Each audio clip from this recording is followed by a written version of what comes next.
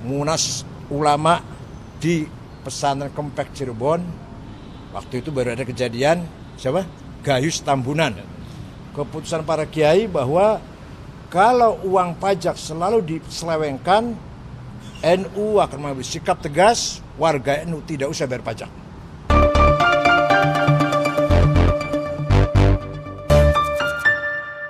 Assalamualaikum warahmatullahi wabarakatuh. Salam seger waras, Om Ben. Kemarin, mantan Ketua Umum PBNU menyatakan, jika pajak diselewengkan, warga NU tidak bayar pajak. Nah loh, pernyataan Kiai Haji Said Akhil Sirot itu pernyataan tidak main-main. Warga Nahdliyin bakalan ikut apa yang disampaikan oleh PBNU. Jamaah pasti mendengar apa yang diinstruksikan kiainya. Tolong, bagi keluarga pegawai pajak, bukan hanya stafnya, suami istrinya, bahkan anak-anaknya, tolong jaga sikap kalian. Akibat kelakuan satu orang, dampaknya kemana-mana. Jagalah perilaku kalian. Tidak ada larangan untuk kaya. Boleh punya mobil mewah, rumah mewah, mobil mahal. Yang penting halalan thayyibah dan jaga sikap. Tragedi Mario Dandi bukan yang pertama kali. Beberapa tahun lalu, tentu masih ingat dengan peristiwa Gayus Tambunan. Waktu itu pasti Pak Rafael Alun Trisambodo ingat benar. Dan sudah menjadi pegawai di Dirjen Pajak. Mungkin Mario masih ingusan atau anak-anak. Bukannya dididik dengan baik, malah diberi fasilitas yang berlebihan. Ya, silahkan sendirilah. Akibatnya ditanggung sendirilah Pak Rafael. Jangan dikira pernyataan Kiai Said itu tidak berpengaruh. Buktinya apa? Dirjen Pajak langsung sowan silaturahmi ke Ketua Umum PBNU, Pak Kiai Yahya Khalil. Apakah para pegawai pajak tidak berpikir jauh ke depan? Sudah diberi tunjangan besar, tapi malah untuk pamer. Saat ini yang jadi sorotan bukan hanya Rafael Alun, tetapi juga Eko Darmanto, Kepala Kanwil Bea Cukai Yogyakarta, juga dicopot dari jabatannya. Gara-garanya apa? Karena memang dia suka pamer kekayaan di medsos. Mereka itu benar-benar keterlaluan. Bekerja sudah digaji oleh negara, tapi masih juga serakah. Sebab harta yang dimiliki ini di luar kewajarannya. Bayangkan saja, kekayaan Pak Rafael itu mencapai 56 miliar. Sedangkan Pak Eko Darmanto ini kekayaannya mencapai 15 miliar. Dengan hutang 9 miliar. Tapi Pak Eko Darmanto memiliki 9 buah mobil yang dicatat dalam LHKPN, sementara motor gede dan sebuah pesawat Cessna tidak tercatat. Kalau Rafael sudah dipanggil KPK dan diperiksa berjam-jam, mengakui motor Harley miliknya itu bodong. Sementara mobil Rubicon katanya sudah dijual kepada kakaknya. Kita mendengarkan pengakuan ASN model begini, malah tambah gregetan. Sudah salah, punya harta di luar kewajaran, tidak mau mengaku lagi. Tim KPK juga sudah melacak pemilik Rubicon yang bernama Ahmad Saifuddin. Alamatnya di Mampang. ketika dilacak, Ahmad Saifuddin ini tinggal di gang yang sempit. Pekerjaannya cleaning service. Sampingannya jual kopi sama mie. Ini kan makin ngawur. Ya mohon maaf sini. Seorang cleaning service, sampingannya jual mie, apa mampu beli Robicon? Kan tidak masuk akal. Apa Pak Rafael lupa perkataan yang disampaikannya?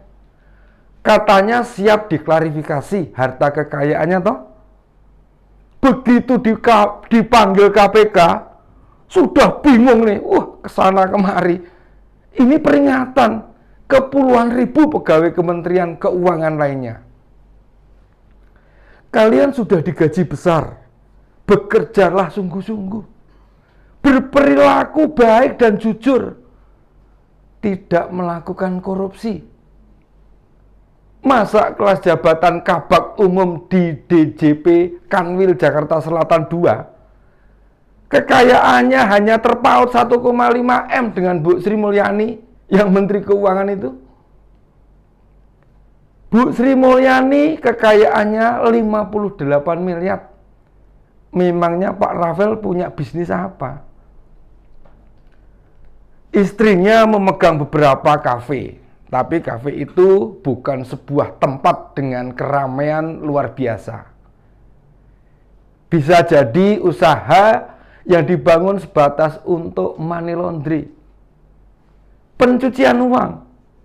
Kesannya hasil dari kafe, padahal hasil yang tidak halal lainnya. Kewajiban pejabat mengumpulkan LHKPN itu sudah sejak lama. Sayangnya, LHKPN sampai sekarang baru sebatas administratif. Belum menjadi alat untuk mengurangi, mendeteksi, meminimalisir perilaku korup para ASN.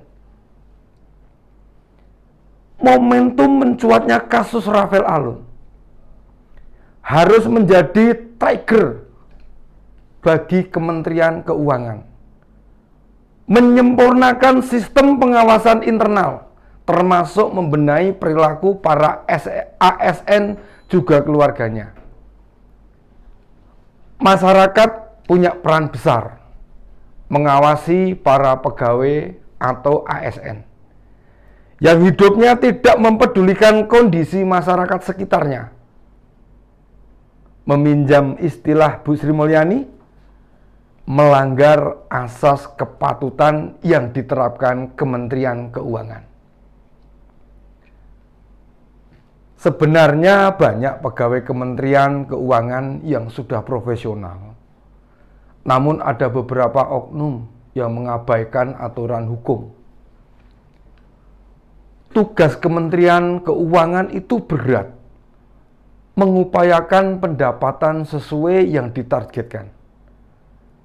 Namun bisa jadi ada oknum nakal yang memanfaatkan hal itu. Mereka mencoba main mata dengan wajib pajak yang harusnya membayar dengan nominal tertentu, malah menawarkan keringanan. Tidak mudah memberantas oknum ini. Sebab mereka pasti sudah mempelajari sistem pengawasan internal. Buktinya Rafael ini hanya menjabat Kabak Umum Kanwil. Artinya kewenangan lebih bersifat internal. Tetapi kekayaannya malah bombastis, spektakuler. Ini menunjukkan memang mentalitasnya yang rusak. Salah satu sistem yang perlu dibangun oleh Kementerian Keuangan, minimal untuk para ASN, adalah mengkoneksi data pribadi dan keluarga pegawai Kementerian Keuangan, termasuk ke saudara kandung, saudara iparnya. Meski sistem ini tetap bisa diterabas dengan mengatasnamakan orang lain. Contohnya, Contohnya kepemilikan Harley Davidson punya Rafael, malah tidak tercatat di mana-mana. Mungkin bisa dipikirkan ada sebuah bagian yang disediakan Kementerian Keuangan menampung aduan masyarakat, sehingga ada partisipasi warga mengawasi perilaku ASN, khususnya anak buah Bu Sri Mulyani. Tidak perlu merasa tidak enak pada pegawai, sebab mereka menerima